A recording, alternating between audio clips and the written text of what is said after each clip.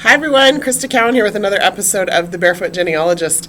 Today we are talking about lesser known ports of immigration. Now, a lot of this stems from the fact that many of us have family stories that our family came in through New York. I was talking to a colleague last night, and she actually shared a story with me about how her great-grandmother used to tell the family that she remembers coming to America. She remembers standing on the railing. She remembers sailing into New York Harbor. She remembers wiping away a tear as she saw the Statue of Liberty for the first time. And so when this friend of mine went to go research more out about her great-grandmother's life long after she had passed, to learn more about her immigration experience, she looked and looked and looked and looked and looked and could not find this great-grandmother in a New York passenger list. It wasn't until she did a global search, database search on Ancestry, that she was able to find the passenger list for her great-grandmother. And it turns out she actually came into the port of New Orleans. And so one of the things we need to be aware of is that there are dozens of other ports of entry into the United States and have been for a really long time. And it doesn't necessarily mean that our great-grandparents or our grandparents lied to us about the family story. It could just be that that family story has gotten embellished or warped or twisted a little bit over time, lost in translation, if you will. And so we have these great resources available to us to ferret out the truth. So we're going to talk about some lesser-known ports of immigration. We're going to talk about where to find those records on Ancestry. And then we're also, I'll just give you a few tips and tricks, things to remember as you're doing your immigration research. And then I'll follow up with a really great resource for you at the end. So let's go ahead and dive in. Let's talk first about some of the different ports of immigration that you just need to be aware of as you're doing your research. Galveston, Texas. In about the 1830s, people started immigrating pretty heavily through Galveston for a period of time. There was a major hurricane early in the 1900s that destroyed most of the city, and the immigration kind of slowed down through Galveston. It's still a shipping port, but not so much an immigration port anymore. So it served, for 6 or 7 decades there as a port of immigration for a lot of Spanish, a lot of French, a lot of German immigrants coming into the country, coming there into Texas. San Francisco, of course, because of the gold rush in 1849, became a pretty hot port of immigration. A lot of people trying to figure out how to get directly to San Francisco without having to cross the United States. And so there were some ships that attempted to sail around the Horn of South America. There were some ships who attempted to, drop passengers at one side of Central America, have them port across, catch another boat on the other side. So travel to San Francisco using San Francisco as a port of immigration kind of was explored during that time period of the gold rush, the 1850s, into the 1860s, and then it wasn't really heavily used after that, but now, of course, it is again. Into San Francisco, we see a lot of Italian immigration, a lot of Chinese immigration. So keep your eyes out if you have family of those ethnicities and that time period coming in to San Francisco. New Orleans, Louisiana, was a really important port of immigration for several reasons. If you're not familiar with the geography of the area, New Orleans sits right at the mouth of the Mississippi River as it flows into the Gulf of Mexico. And so it made a wonderful port for getting goods in and out of the heartland of the country. And so people would sail, and people, right? So people would come to New Orleans. Starting in about the 1820s is when we start to see a lot of immigrant ships coming into New Orleans. People come to New Orleans and then would catch a steamer ship up the Mississippi River to get closer to their destination. Certainly was a little bit easier than sailing into New York and then having to find your way again across the country. Now, interesting thing about New Orleans kind of hit its peak of immigration in the 1840s, 1850s, early 1860s, in that antebellum or pre-Civil War period of time.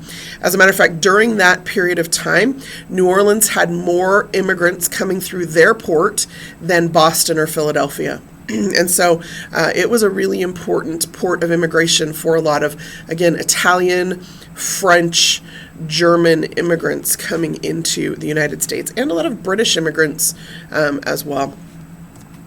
Next up is Philadelphia. Okay, Philadelphia is actually 100 miles from the ocean, but it is accessible, because of the Chesapeake Bay and the river system there. And so ships would sail around into the bay and then up the river to get to Philadelphia. And it, all the way back into the 1700s, has been a very important port of immigration. So, keep an eye out there as well. Also, Baltimore, Maryland has been a port of Maryland. Not just the city of Baltimore, but different locations in Maryland have been points of immigration dating all the way back to 1634. And so we see people coming into that area. Mostly in the early days, of course, it's going to be a lot of British immigrants coming into the country. But over time, we see that all ethnicities kind of flow in through that Baltimore, Philadelphia, through that whole region there. Now, these are just a few of the lesser known ports of immigration, just to kind of give you an idea of what some of the other possibilities are. As I mentioned at the beginning, there are dozens of other ports of immigration or points of entrance into the United States. And so your challenge when you're looking for your immigrant ancestor is to figure out what the most likely route is that they would have taken, maybe what the cheapest route is that they would have taken. Okay, start to kind of ask yourself some of these questions. Where did they end up? Where did they start from? Was there a group of people, was there a group of people that they traveled with? All of these are kinds of the questions that you need to start asking. Now, you can just do what we call a global search on Ancestry.com, where you just click search and you search all records, you put in your ancestor's name, and you see what comes up. When you do that, you're searching all 14 plus billion records on our website, and that gets a little bit, those search results sometimes get a little bit dense, a lot of them, okay? You can fill out more fields, but the more fields you fill out, sometimes less is more, and it just kind of depends on what you're looking for. So global search has its place. I would not suggest starting there. Ancestry also allows you to do what we call category searches, where if you hover over the search button, don't just click on search, hover over the search button, and one of the options on your search menu is immigration and travel. The benefit of using this specific search form is that it allows you to, we give you the fields that are most commonly indexed specifically on those passenger lists or those immigration records. And so you can add things like an arrival year and a departure year, or port of origin if you happen to know where they were coming from. And so it just gives you a little bit more control over your search if you search directly from what we call this category page. Okay, so again, you find that by hovering over search and clicking on immigration and travel. I'm a big fan of what is called database searching. Okay, what that means is that I want to know exactly what records Ancestry.com has available online, and I want to know exactly which records I'm searching. And so I use the card catalog quite a bit. If you've spent any time with me at all, you know that happens to be my favorite feature on our website. You're going to find that also under the search button. It's going to be the bottom option. So you hover over search, come down and click on card catalog. That's going to show you that as of today, Ancestry.com has 32,459 databases, individual databases on our website. Okay, that's the 14 billion plus records are contained within those 32,000 databases. Now, I want to look specifically at immigration records, and I want to narrow it down even further to passenger lists. So I'm going to use these filters over here on the right-hand side. I'm going to click on immigration and travel. That's going to filter down to the 448 databases on Ancestry that relate to immigration and travel. You can see a subset of that category here. We have passenger lists, crew lists. Okay, sometimes it's possible your ancestor did not come as a passenger but came over as a crew member, or was a crew member back and forth several times, depending on their occupation. There are also border crossings. Border crossings are important for large periods of time, particularly if your ancestor was poor or was from an ethnic group that had quotas put on them. So there are periods of time, particularly as we start getting into the 1900s, where different ethnic groups had quotas of immigration put on them. So the United States would only allow in so many Italians for a period of time. They would only allow in so many Irish or so many Jews or whatever the circumstance might be. And so a lot of times what would happen is your ancestor would sail, from Hamburg to Liverpool, and then from Liverpool into Canada. And then maybe they would stay in Canada for a couple of weeks, or maybe they would get right on a train, or maybe they would stay there for a year or two until they could cross the border into the United States. And so Ancestry has border crossings from Canada into the United States. We also have border crossings going the other way from the U.S. into Canada. And then we do have border crossings from Mexico into the United States. So border crossings, crew lists, those are things that you should pay attention to if you can't find your ancestor in a passenger list. We do have other records in that immigration and travel category, but for our purposes today, we're going to click on passenger lists, and you're going to see that Ancestry.com has 197 databases that contain passenger lists.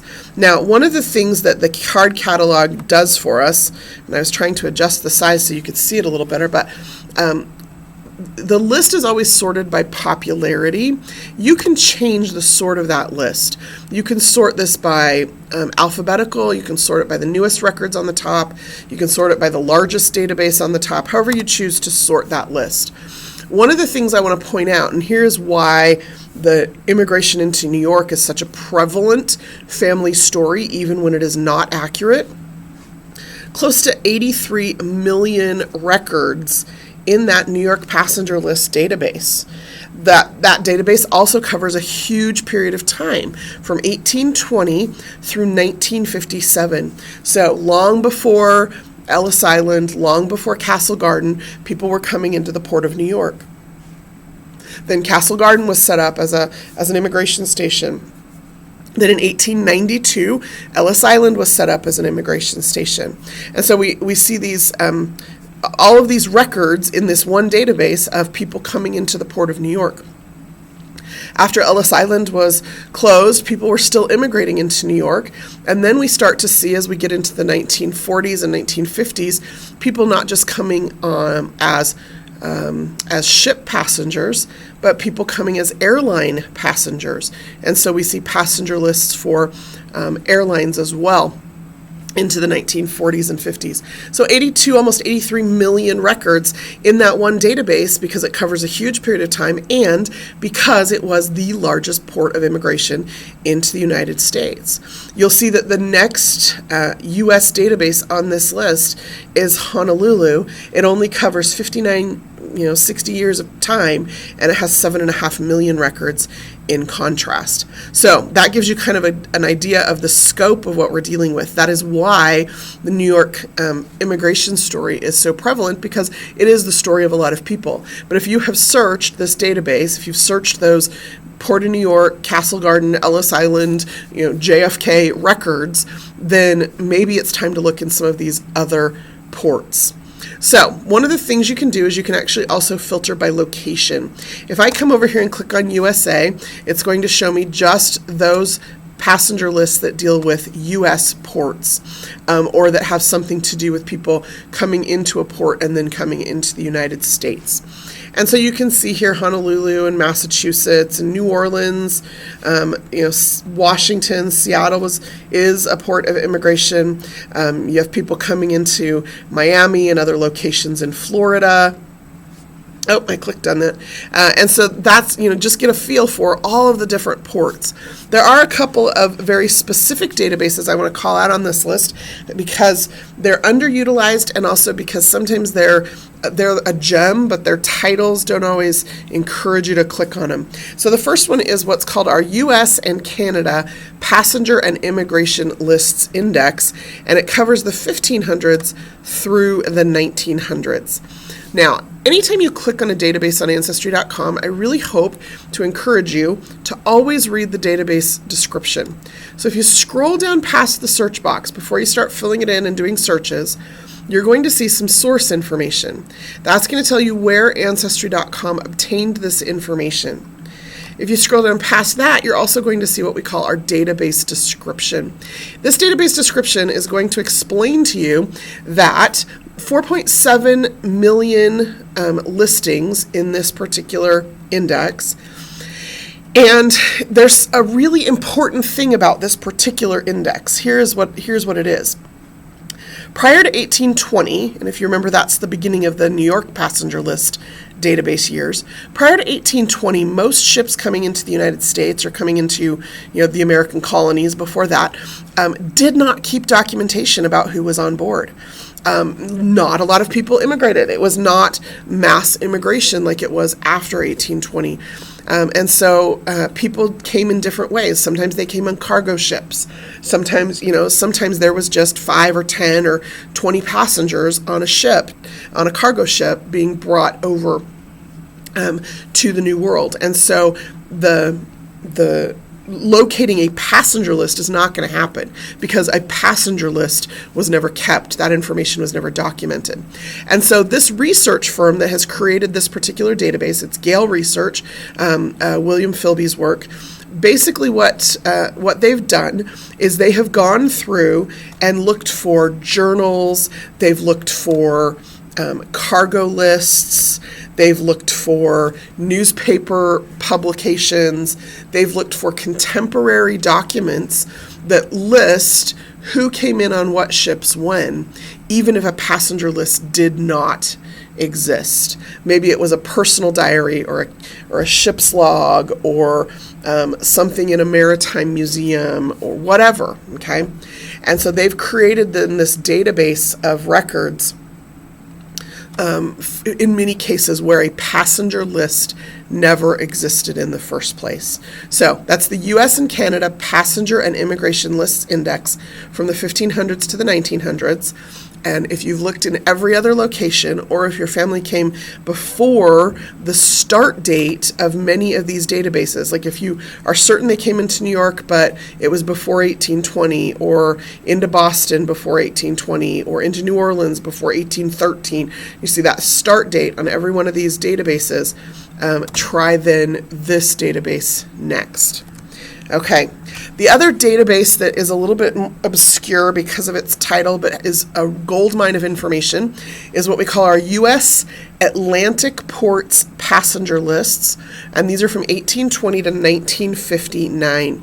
Again, I'm going to encourage you to scroll down past that search box, read the database description. In this case, this particular database came from the National Archives, particularly from the records of the Immigration and Naturalization Service.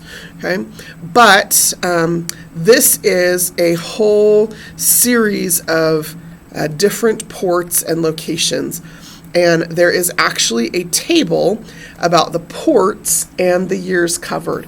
And I love this table because, again, it kind of expands my mind about all the possibilities of immigration. You see people coming into Mobile, Alabama, and New Haven, Connecticut, and Key West, Florida, and Bangor, Maine, and Barnstable, Massachusetts, and Morehead City, North Carolina. I mean, like places that you wouldn't consider immigration points, and yet there they are. Cape May, Little Egg Harbor, New Jersey. I have family who lived there, and maybe they landed there originally. I don't know. I should probably look that up, right? Providence, Rhode Island, Port Royal, South Carolina, Hampton, Virginia, Georgetown in Washington, D.C. So this is kind of the idea, is that this table shows you all of the passenger lists that the National Archives collected for each of these very what we might consider obscure ports of entry into the United States. Now, the coverage years are really minimal in most cases. You'll see some that are just 1820, or some that are, just a short range of years. St. John's, Florida is just 1865. Brunswick, Georgia passenger lists start in 1904 and go through 1939. So pay attention to that year range, not just the location, to see if it fits what you know about your family's immigration into this country. Really, really cool database. It just seems a little obscure because of the titling, and so a lot of people don't click on it or go look at the records in that database. But if you come directly here and search for, just a surname of, somebody who might have come into the country, you'll see, just a few records to look through. 109, that's not even 3 full pages of records.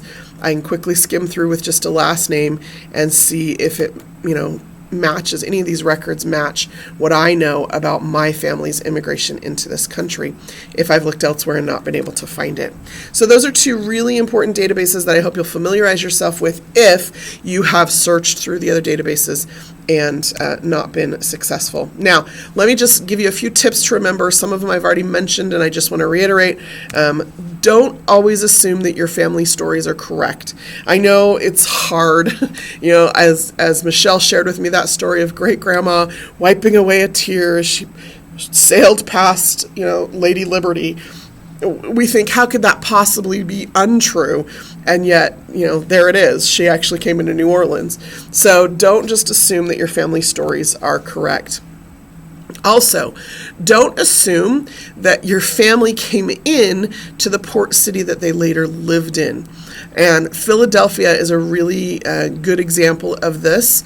A lot of people came into New York and then ended up in Philadelphia, or they came into Boston and ended up in Philadelphia, or they came into Philadelphia and ended up in Boston or down in New Orleans or whatever. So if they live in a port city, don't assume that that's the port that they entered the United States through.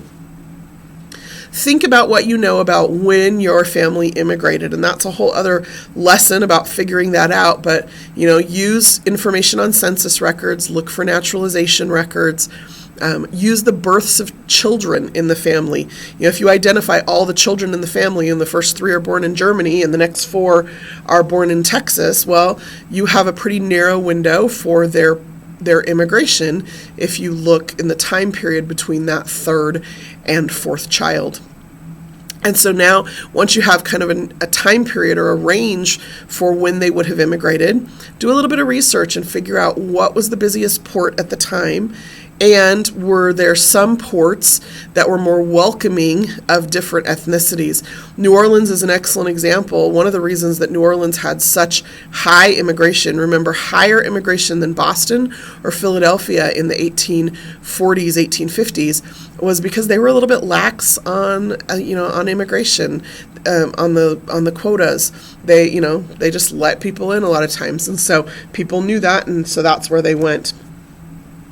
Also remember to question whether or not there was a cheaper route into the country, particularly if your family was poor or was coming from a poorer region of the world or was under particular persecution. Were they fleeing a famine or a pogrom? Were they, whatever the circumstance was that they may have been coming to the United States for, might also dictate the route that they took.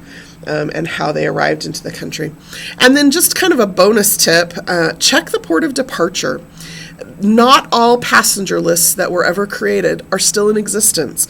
Some were destroyed. Many of the Galveston passenger lists were destroyed in the hurricane that hit there in the early 1900s. Over time, just passenger lists have been destroyed or deteriorated, weren't preserved properly, didn't make it into the hands of the National Archives, whatever. And so not all passenger lists that have ever existed still exist. And so sometimes you have to get a little creative. And one of the creative things you can do is check ports of departure. And so again, on Ancestry, if I come in here to the card catalog, let me clear that search. I'm going to go again to immigration and travel. I'm going to filter down to passenger lists. And then look at what you're going to see here for some of these passenger lists. We have UK outward passenger lists. That's people leaving the United Kingdom between 1890 and 1960. Now, just because your ancestor was not from England doesn't mean that's not where they left. So a lot of people took trains to ports in Germany or ports in France, sailed across into England, and then caught a transatlantic ship from England across to the United States. And so it doesn't matter if they were British or not, they may still be on a UK outward passenger list. There are also a couple of other outward passenger lists, in particular Hamburg, people leaving Germany starting in 1850, and Sweden, people leaving Sweden starting in 1783. We've got Swedish emigration records. Again, emigration means leaving, immigration means coming in. So Swedish emigration records, people leaving Sweden. Gothenburg, Sweden passenger lists. Again, they don't have to be Swedish to be listed on these. They may have just sailed from that port to get across the Atlantic Ocean. And so check ports of departure as well to see if your ancestors are accounted for. Last thing I want to share with you today is if you want to know more about immigration, if you are struggling to find the record of your ancestor and need a little bit more guidance, or if you're just more of a learn by reading kind of person, John Coletta, who is an amazing genealogist and an incredible storyteller, has written a book called They Came in Ships. It is a guide to finding your immigrant ancestors' arrival record. And if he can't guide you to it, it might not exist. Like he is just such a master teacher, and this is an excellent book and reference guide to have as you are trying to learn more about those immigrant ancestors. Well, that is all I have prepared for you today. Hopefully that has given you some new ideas, and if you've looked for your immigrant ancestor before, hopefully this is a spark or a renewal for you to dive back into that search and try a few new things, and maybe look a few new places to see if the stories that your family told might not be 100% accurate, but we're still glad that they made that journey. Until next time, this is Crista Cowan. Have fun climbing your family tree.